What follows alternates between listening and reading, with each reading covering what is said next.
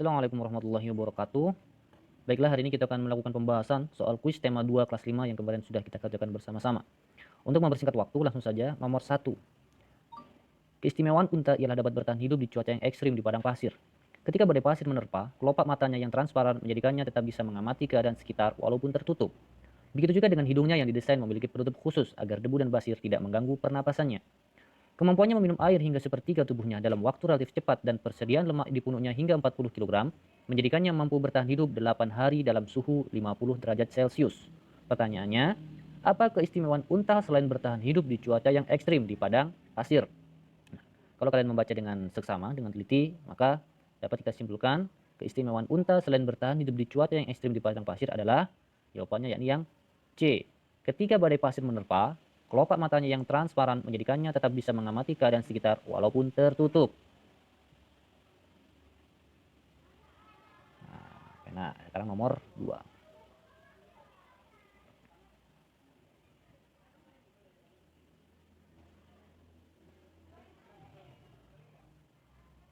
Berikutnya, nomor 2. Titik-titik, cara untuk agar mampu bertahan hidup dalam suhu 50 derajat Celcius. Kata tanya yang tepat untuk melengkapi kalimat di atas adalah, ya, jawabannya adalah bagaimana.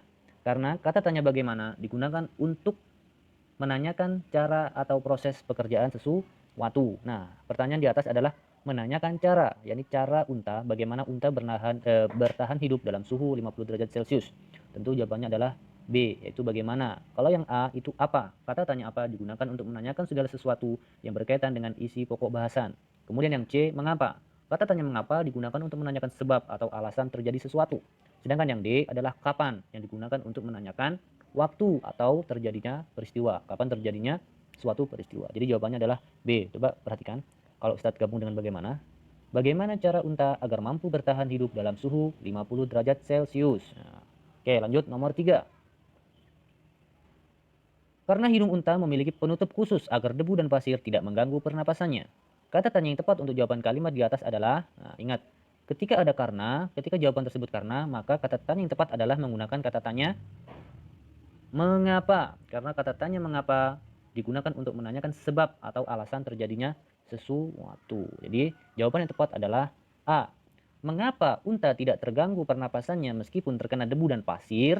Jawabannya adalah karena hidung unta memiliki penutup khusus agar debu dan pasir tidak mengganggu pernapasannya. Jadi, ketika jawaban tersebut karena, maka kata tanya yang tepat adalah mengapa. Ya, ketika kata tanya itu adalah mengapa, maka jawabannya karena. Berikutnya nomor 4. Mengapa sebaiknya kita menghirup udara bersih? Kata tanya mengapa digunakan untuk menanyakan. Nah, kata tanya mengapa digunakan untuk menanyakan apa? Ya, kata tanya mengapa digunakan untuk menanyakan sebab atau alasan terjadinya sesuatu. Ya, sebab alasan terjadinya sesuatu. Ya, itu jawabannya dari D. Ya, mengapa sebaiknya kita menghirup udara bersih? Kata tanya mengapa digunakan untuk menanyakan. Ya, yang D, sebab atau alasan terjadinya sesuatu. Berikutnya nomor 5. Gambar cerita di bawah ini bercerita tentang, coba kalian lihat. Jadi gambar pertama ada seekor induk kelinci memiliki 3 anak. Induk kelinci ini sangat menyayangi ketiga anaknya. Induk kelinci dengan sabar menunggu anaknya menyusu. Slide kedua, ketika anak kelinci lapar, maka akan mencari makan. Makanan kesukaan anak kelinci adalah wortel. Kemudian slide ketiga, setelah kenyang, anak kelinci kemudian bermain-main. Anak kelinci sangat senang berlari dan melompat. Kelinci bisa melompat karena memiliki organ gerak yaitu 4 kaki. Nah, gambar cerita tersebut bercerita tentang apa? Nah, kalian bisa lihat. Dari 3 slide itu, yang menunjukkan ide pokok itu yang mana? Jawabannya adalah yang A. Tanggung jawab induk kelinci terhadap anaknya. Nah, bagaimana tanggung jawab induk kelinci terhadap anaknya? Satu, dia memberi susu. Kemudian ketika induk kelinci sudah memberi susu, apa yang terjadi? Di situ dijelaskan, anak-anak kelinci bermain dengan senang. Anak kelinci menyukai wortel. Nah, wortel juga diberi oleh induknya, seperti itu. Berikutnya nomor 6. Kalimat tanya yang sesuai dengan gambar cerita nomor 5 di atas adalah kalimat tanya yang sesuai dengan gambar cerita nomor 5 di atas. Kalian bisa melihat tadi bagaimana caranya induk kelinci memberi makan kepada anaknya, yaitu dengan cara satu, memberi susu, kemudian memberikan wortel, nah kemudian juga mengajak bermain bersama-sama. Nah, berarti jawabannya yang nomor 6 ini adalah kalimat tanya yang sesuai dengan gambar cerita nomor 5 di atas adalah yang D. Bagaimana cara induk kelinci menyayangi anaknya? Jawabannya adalah 1. Memberinya susu. karena menanyakan proses bagaimana cara induk kelinci menyayangi anaknya. Dipaham ya untuk nomor 6. Kalimatan yang sesuai dengan gambar cerita nomor 5 adalah D. Bagaimana cara induk kelinci menyayangi anaknya. Berikutnya nomor 7. Poster di bawah ini memberikan informasi tentang, sebelum saya jawab silakan diamati dulu. Itu poster gambarnya apa? Ada etika batuk. Kalau batuk bagaimana? Ya, menggunakan masker supaya tidak bahasa Jawanya itu moncrot kemana-mana. Kemudian yang kedua ada gambar tutup mulut dan hidung dengan lengan. Kemudian ada juga tutup mulut dan hidung dengan tisu. Jangan lupa membuang di tempat sampah. Jadi tisu yang sudah kalian gunakan untuk menutup hidung tadi dibuang di tempat sampah. Kemudian terakhir ada cuci tangan dengan menggunakan sabun dan air yang mengalir. Nah, perhatikan sekali lagi. Poster di bawah ini memberikan informasi tentang apa? Nah, jawabannya adalah B. Jadi poster di atas itu memberikan info tentang cara bagaimana ketika batuk agar tidak menular. Jadi batuk biar tidak menular caranya ada di poster tersebut. 1. Pakai masker, 2. Tutup mulut, pakai lengan, 3. Membuang tisu yang kita gunakan ke sampah, dan yang terakhir adalah mencuci tangan kita dengan air yang mengalir. Berikutnya nomor 8.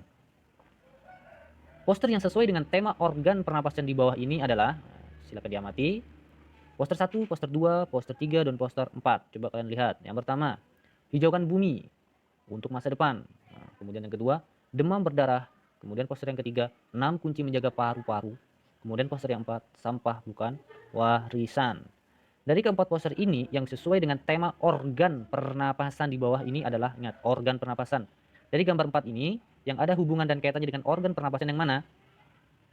Yes, sangat gampang ya, kita ambil yang mana? Yang C. Karena organ pernapasan manusia itu paru-paru. Jadi kalau paru-paru kita bersih dari debu dan zat polusi, maka hidup kita juga akan menjadi sehat dan bugar. Kemudian nomor 9. Manusia bernapas untuk memasukkan oksigen ke dalam tubuh dan mengeluarkannya menjadi karbon dioksida. Adapun alat pernapasan manusia yang benar adalah, ingat, sangat gampang. Ini di modul ada, di buku juga ada. Kalian tinggal mengurutkan ya, supaya lebih jelas ya. Untuk nomor 9 ini jawabannya adalah A. Jadi urutan pernapasan manusia, yaitu oksigen masuk kemudian mengeluarkannya menjadi karbon dioksida adalah yang pertama melalui hidung, kemudian faring, laring, trakea, kemudian masuk ke dalam paru-paru, kemudian dikeluarkan lagi menjadi karbon dioksida. Kemudian nomor 10.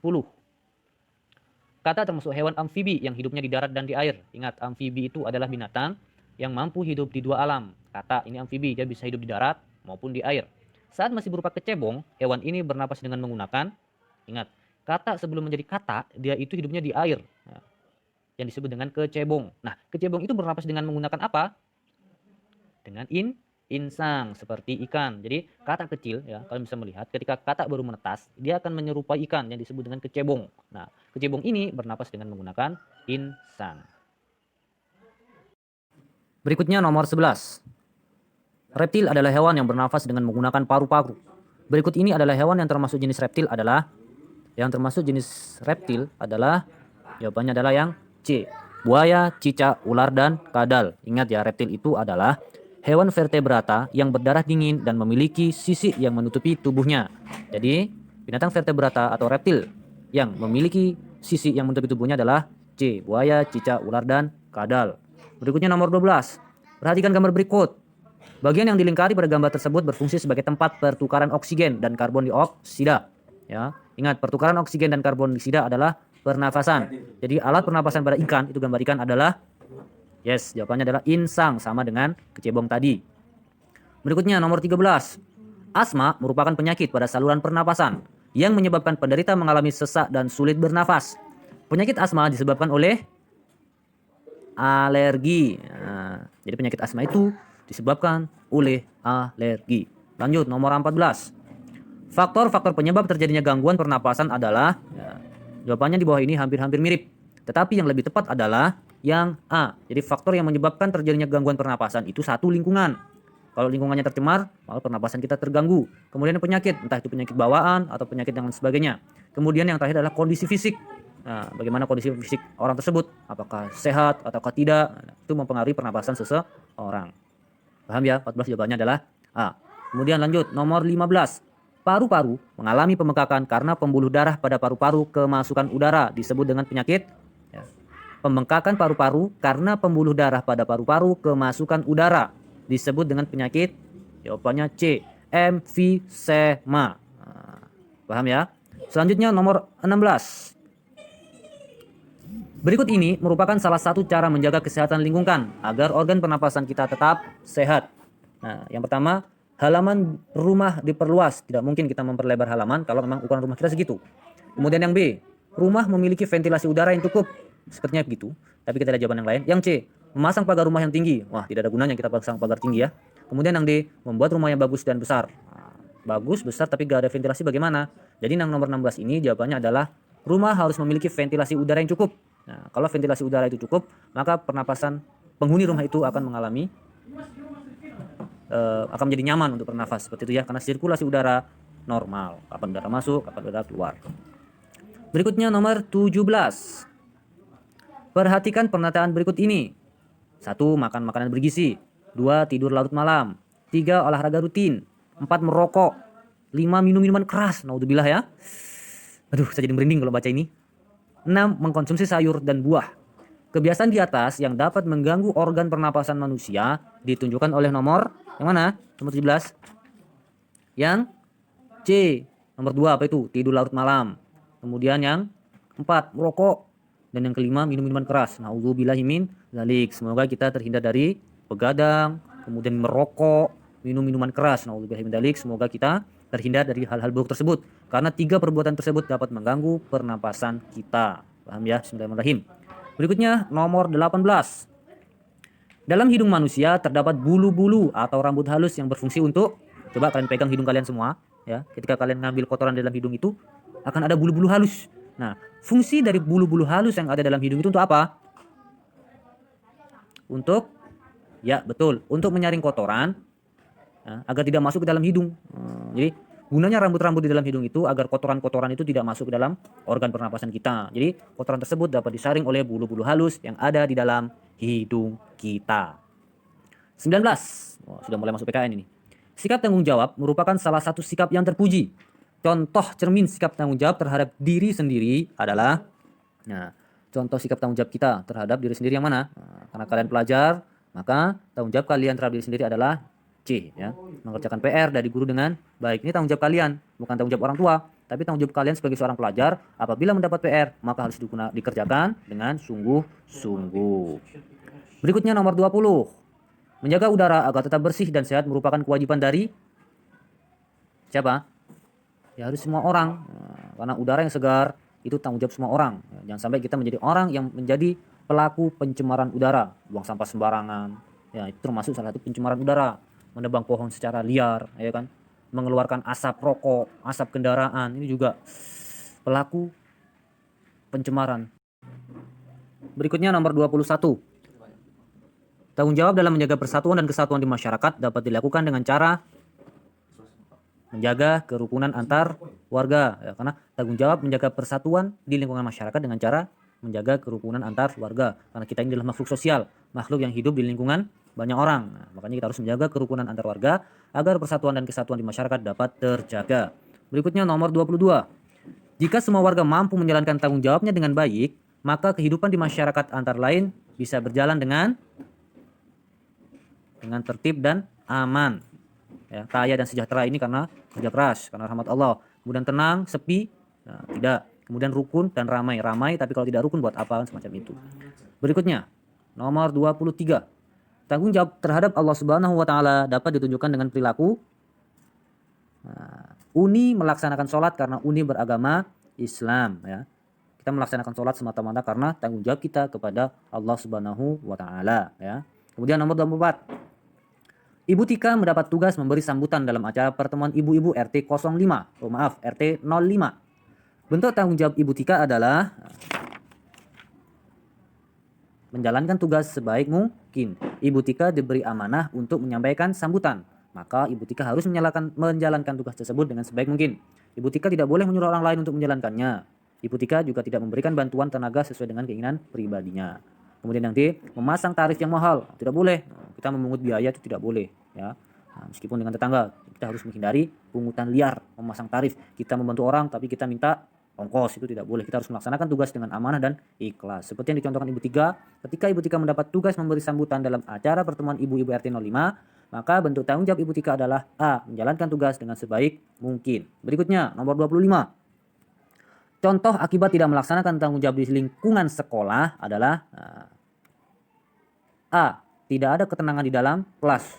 Kalau di antara siswa satu kelas itu ada yang tidak melaksanakan tanggung jawab, ya, baik tanggung jawabnya sebagai siswa, tanggung jawabnya sebagai ketua kelas, tanggung jawab sebagai bendahara kelas, maka suasana kelas tersebut tidak akan tenang. Yang ada ribut terus, terjadi percekcokan, terjadi pertengkaran. Oleh karena itu, setiap siswa harus memiliki tanggung jawab masing-masing dan melaksanakan tanggung jawab tersebut dengan baik, sebaik-baiknya. Berikutnya, nomor 26. Untuk menjaga kebersihan lingkungan tempat tinggalnya, Ali selalu rajin membuang sampah pada tempatnya. Perilaku yang ditunjukkan Ali termasuk tanggung jawab terhadap lingkungan di lingkungan masyarakat. Karena dia menjaga kebersihan lingkungan tempat tinggalnya. Tidak di sekolah, tidak di pasar, bukan di lapangan. Karena pertanyaannya adalah untuk menjaga kebersihan lingkungan tempat tinggalnya. Maka Ali selalu rajin membuang sampah pada tempatnya. Perilaku yang ditunjukkan Ali termasuk bentuk tanggung jawab di lingkungan masyarakat. Nomor 27. Kondisi geografis wilayah di Indonesia sangat beraneka ragam, sehingga banyak penduduk yang mempunyai jenis usaha yang berbeda-beda. Di bawah ini yang termasuk jenis usaha dalam bidang agraris adalah, ingat, agraris adalah pertanian. Jadi kalau yang berhubungan dengan agraris, berhubungan dengan pertanian adalah yang C, perkebunan karet. Kemudian 28. Indonesia terdapat berbagai macam badan usaha yang dijalankan oleh masyarakat. Badan usaha yang sesuai dengan kepribadian bangsa Indonesia adalah apa? Yang sesuai dengan kepribadian masyarakat Indonesia, yaitu koperasi. Karena di dalam sistem koperasi ini ada gotong royong, ada simpan pinjam, ada saling tolong menolong. Ini sesuai dengan masyarakat Indonesia yang suka gotong royong. Berikutnya 29. Pak Amin setiap hari bekerja di sebuah perusahaan yang mengolah bahan mentah menjadi barang setengah jadi. Kegiatan ekonomi yang dilakukan oleh perusahaan tersebut disebut juga dengan industri, ya. Mengolah bahan mentah menjadi barang setengah jadi itu disebut dengan kegiatan industri. 30. Ketika libur sekolah, Hasan dan Fatimah menghabiskan waktu untuk membantu ibunya membuat kue untuk dijual kembali di toko-toko dekat rumahnya. Kegiatan membuat kue di rumah termasuk contoh kegiatan produksi. Jadi produksi itu ya tadi membuat makanan, membuat produk lalu dijual, itu disebut dengan produksi. Kalau konsumsi itu menggunakan atau menikmati. Sedangkan yang C, distribusi, adalah menyalurkan barang dari hasil produksi kemudian didistribusikan kepada konsumsi. Kemudian yang produsen adalah tempat untuk melaksanakan kegiatan produksi. 31. Terdapat dua jenis usaha ekonomi yang sering dilakukan oleh masyarakat. Usaha yang dikelola secara perorangan dan usaha yang dikelola secara berkelompok. Berikut ini jenis usaha yang dikelola oleh perorangan adalah pertanian. Karena pertanian bisa dilakukan seorang diri. Kakek nenek seorang tani bisa dilakukan sendiri. Kakek punya sawah dikelola sendiri. Nenek punya sawah dirawat sendiri. Jadi usaha pertanian dapat dilakukan seorang diri. 32. Berikut ini termasuk ciri-ciri usaha ekonomi yang dikelola kelompok adalah berikut ini termasuk ciri-ciri usaha ekonomi yang dikelola kelompok adalah kerjasama beberapa pihak. Jadi kerjasama beberapa pihak ini adalah salah satu ciri-ciri usaha ekonomi yang dikelola secara kelompok. Nomor 33. Pak Burhan setiap harinya bekerja menjadi sopir dari sebuah industri minyak tanah. Kegiatan sopir menyalurkan minyak tanah ke agen-agen disebut dengan kegiatan, ingat, menyalurkan barang dari tempat produksi menuju konsumen disebut dengan distribusi. Distribusi itu kegiatannya, orang yang melakukan distribusi disebut dengan distributor. 34. Dalam pendirian sebuah koperasi diperlukan sebuah asas yang digunakan sebagai pegangan. Asas yang melandasi berdirinya koperasi adalah asas apa? Asas kekeluargaan. Karena sistem dalam koperasi ini kekeluargaan, saling menutupi, saling membantu, dan digilir siapa saja yang akan mendapatkan jatah. Jadi sistem koperasi ini adalah sistem asas kekeluargaan, dikelola secara bersama-sama dan dinikmati secara bersama-sama. Terakhir, nomor 35. Usaha untuk meningkatkan hasil pertanian dapat dilakukan dengan cara ekstensifikasi. Ekstensifikasi adalah usaha meningkatkan hasil produksi yang dapat dilakukan dengan cara memperluas lahan pertanian. Jadi meningkatkan hasil pertanian dapat dilakukan dengan cara ekstensifikasi. Ekstensifikasi yaitu memperluas lahan pertanian. Baik, terima kasih pembahasan hari ini, mudah-mudahan bisa dipahami. Assalamualaikum warahmatullahi wabarakatuh.